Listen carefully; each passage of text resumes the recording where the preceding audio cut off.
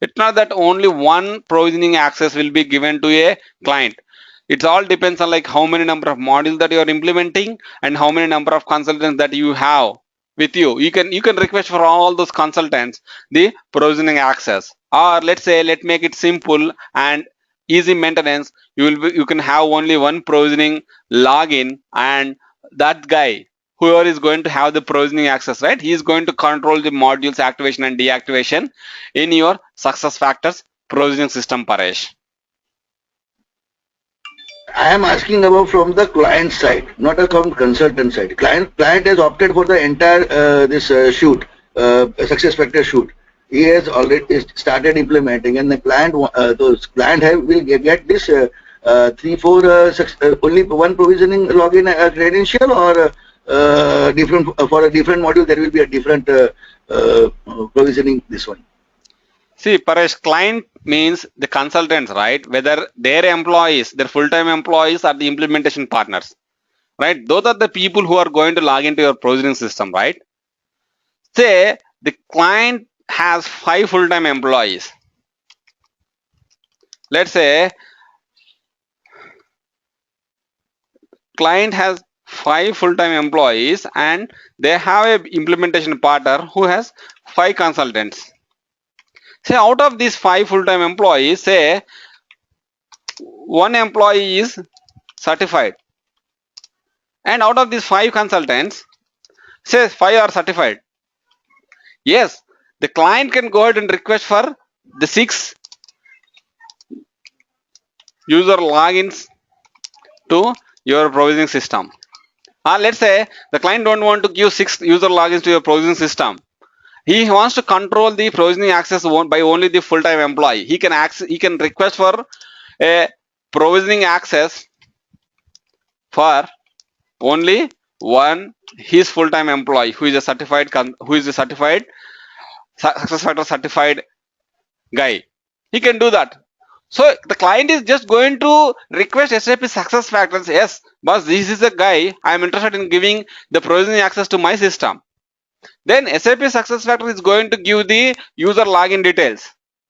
The client doesn't go ahead and create a user accounts or the provisioning access. He doesn't have any control to give, or he is not going to give, yes, Paresh V, this is the password. He doesn't have any sort of control to give the provisioning logins. He has always needs to request SAP success factors to get the provisioning logins to their consultants or to their employees. There is a form, there should be a form, guys. If you just hold a minute, I'll show you the form that is going to be used by the client to request a provisioning access. Yeah, that's I agree. I understand. But then when you are said one FTE full-time employee has to be a certified, when company is spending so much amount for complete shoots, and he wanted to let us say from the I got your question. I got your question, Paresh. Pardon? Yes. Yeah. The mandatory, the prerequisite is at least as of now, he should be a certified consultant. Without that, SAP success factors, even though the client requests that, they don't give you the provisioning access. At least as of today, that's the prerequisite to get a provisioning access from your client side, guys. Yeah, but what I am saying is, I am a vice president of the company. I am handling this success factor, this one. So why my company is spending a lot of money? Yeah. Yeah. Can we take this question offline, Paresh? I don't want to waste everyone's time here, but that's the prerequisite, guys. Okay. Yeah. Okay, yeah.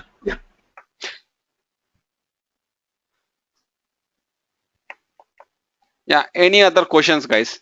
I'm answering Vanaja's question, and in between this came up. So Vanaja is asking, like, you have mentioned 3 different ways of assigning admin privileges. Is there any basic difference among these 3?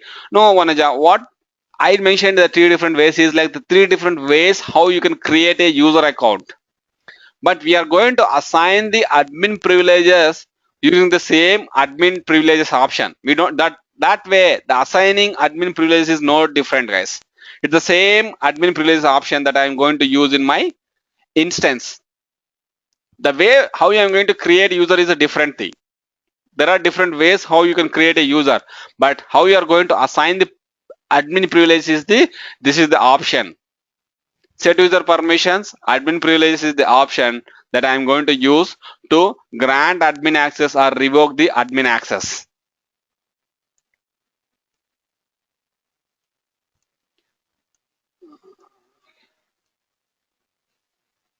Um,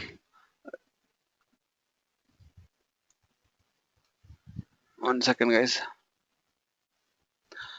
No, we started with the introduction to mastery module, guys. There is a question like all we are learning now is comes under your employee central module. No, there. All we started is with the introduction to mastery, which is like a basic or a mandatory module, I can say, with respect to your success factor system. This module will help you to understand the different the capabilities of your success factors platform, user administration, and this will talk about the basics of your data models, the security, the different security frameworks available in your success factor system, your workflows, your route maps. All these things the user administration is going to be discussed in the introduction to mastery sessions are there. This will give you a foundation to understand any other module configuration in your success factor system there.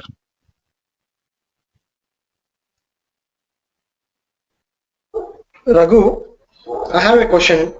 You said that for provisioning process, we need to get a certified. Yeah. How about for the other things like instance and everything? Do we No, need to get still certified? no. Instance configuration of your instance, you don't need any certification, guys. That's the advantage. So because 98% of your configuration is going to be done from your instance itself, which we are going to see. And yes, you will agree with that going forward. 98% of your any project implementation is going to, the work is going to happen, the configuration is going to happen in your instance. There is no prerequisite to get admin privileges or to do configuration in your instance, guys. So only to access provisioning system, we need to have a certification. Correct. Okay. Okay. Thank you. Yeah. Okay. And Tarun has a question, guys. How do we know correct job codes and all the time of practice? I'll show you like how to get your job codes and assign your job codes going forward. We'll discuss like how to create your job codes and make sure that we assign the correct job codes. We'll discuss that when we are discussing the job families and the job codes, Tarun.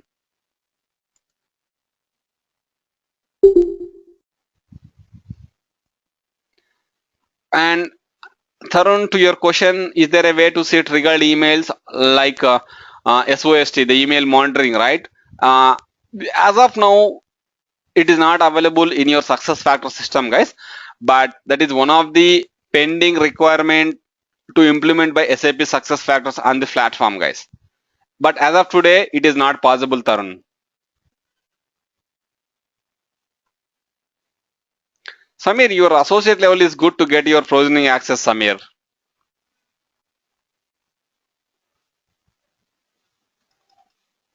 Tarun, I'll create your user account and I'll share the credentials to you, Tarun. I know like for few people I haven't created the user accounts yet, but I'm going to create that during my daytime and I'll share the credentials with the corresponding people, guys. Sorry about that, but I'll do that by end of today of my time, guys. I'm in India, guys. For just for your information, I am here on vacation. I'll do that during my daytime, guys. I'll send those details to you, Paddy. The certification details, right? I'll send that an email to you, everyone, guys.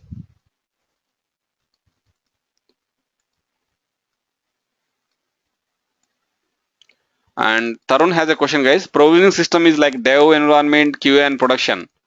Yes, guys, you have a different provisioning system for each landscape, each system of your landscape. If you have a dev, yes, you have a dev provisioning system. If you have a QA, you have a QA provisioning system. If you have a production, yes, you have a production provisioning system as well, and they are completely independent things, guys.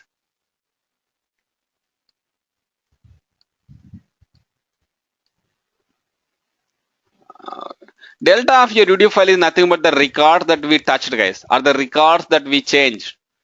Samir has a question, what is the delta for UDF? The records that we changed from our desktop or from our local is called as a delta. Okay. Those are the questions, those are the only questions that I see in the chat window, guys. And if you still have any questions, please let me know. Or if you are comfortable in dropping an email, just drop me an email, guys. Raghu, just a quick question. When we're talking about Delta, are these employees already created in the system already and we made any changes to their account details? Correct. That's correct, how you guys. got it touched? Yes, correct, guys. Sounds good. Thank you. Yeah, okay.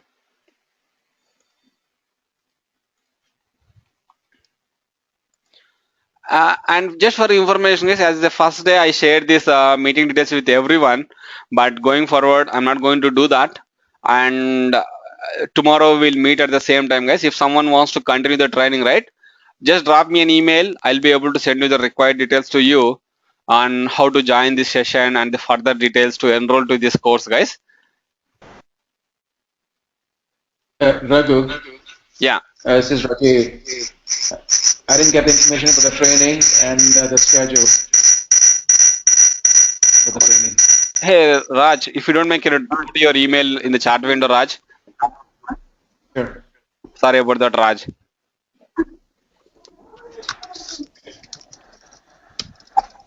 Raghu, you didn't tell about this transport requests. No. We are going to discuss on that. Instance synchronization tool is the one which we are going to use to migrate your configuration changes from one box to another box or one environment to another environment. We don't have any transport mechanism in your success factor system. That's the tool. Instance synchronization is the one we are going to use to migrate your configuration changes from one environment to another environment. We are going to see that configuration or the tool usage in our training sessions, guys. Okay.